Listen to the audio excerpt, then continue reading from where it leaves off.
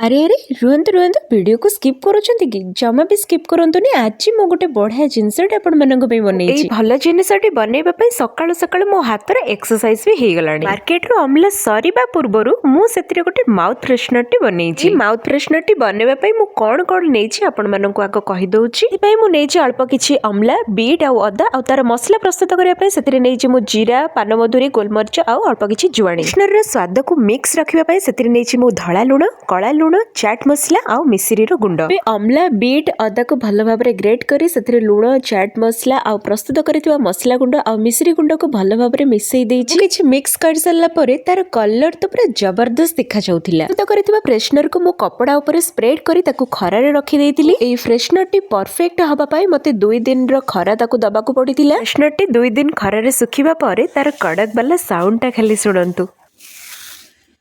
ये गोटे छोट कथा कहबी जदि आपण माने गुटका को छाड़ीबा को चाहउछथि ताले अमलार ए माउथ फ्रेशनर को निश्चय बनै की खांतु। मो कथा आपण मानन को भल लागि थाए ताले आपण मानन को भल पाइबा लाइक और कमेंट माध्यम रे निश्चय देबे। चैनल को सब्सक्राइब निश्चय करबे। रहिली जय जगन्नाथ।